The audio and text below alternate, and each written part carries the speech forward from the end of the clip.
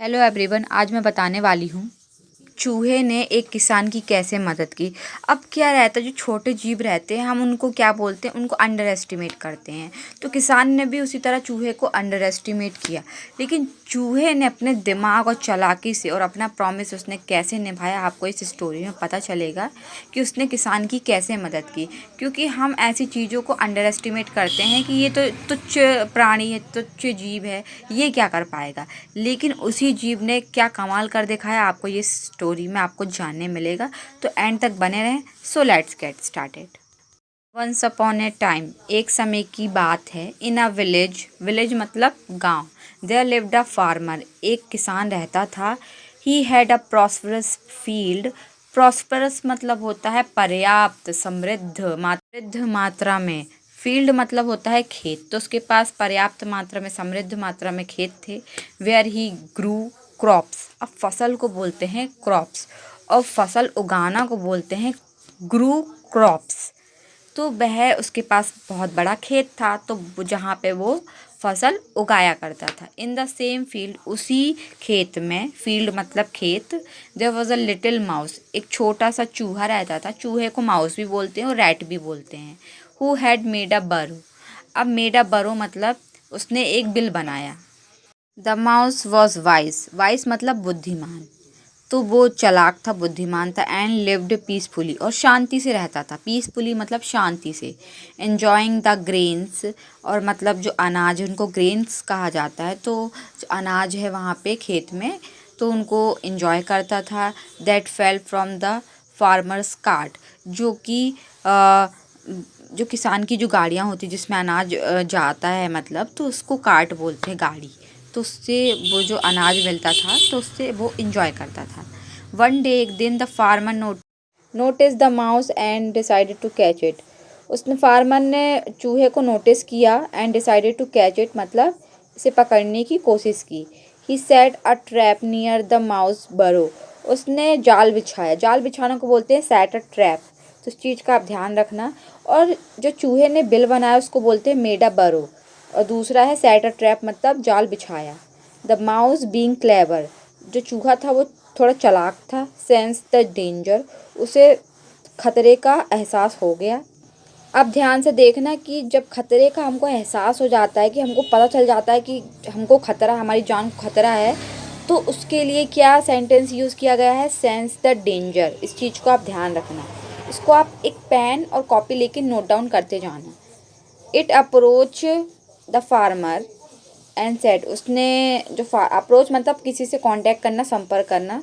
तो वो गया होगा किसान के पास और कहा, डियर फार्मर, प्रिय किसान, प्लीज़ स्पेयर माई लाइफ, मेरी ज़िंदगी बख्श दो। अब मेरी ज़िंदगी बख्श दो मतलब स्पेयर माई लाइफ, आपको ये भी सेंटेंस मिल गया। क्योंकि हम कई सेंटेंस ऐसे सोचते हैं और हमको समझ नहीं आता ये बनेंगे कैसे। तो आप कहानी के थ्रू बहुत कुछ सीख सकते हैं।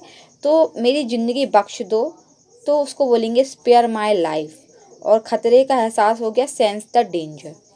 इन रिटर्न, बदले में, I promise to help you in time of need, और बदले में मैं तुमसे यह वादा करता हूँ कि जब तुम्हारे बुरे वक्त में, आवश्यकता के टाइम पे, मैं तुम्हारी मदद ज़रूर करूँगा। उसने ये प्रॉमिस किया।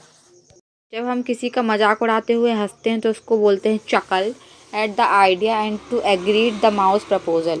लेकिन वह थोड़ा उसको थोड़ा हंसी आई कि ये चूहा क्या करेगा मेरे लिए, लेकिन तब भी वह मान गया। उसका प्रपोजल था, जो भी उसने प्रस्ताव रखा था कि मैं तुम्हारी मदद करूँगा तुम्हारे बुरे वक्त में।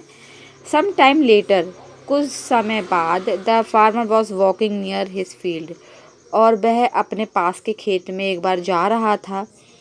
Van he overheard two thieves, overheard मतलब हमारा इंटेंशन नहीं है लेकिन हम तब भी सुन लेते हैं।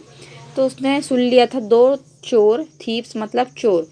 अब एक एक चोर की बात की जाए तो वहाँ होगा थीव, लेकिन यहाँ दो चोर है, प्लूरल होगा तो thieves, planning to steal his crops. अब दो चोर आपस में प्लानिंग कर रहे थे कि कैसे उसकी फसल चुराई जाए। तो उसने यह बात सुन ली। He overheard, he remembered the mouse promise, उसे याद आया कि चूहे ने एक वादा किया था। एंड सॉट इट हेल्प, और उसने उसकी मदद लेने का सोचा।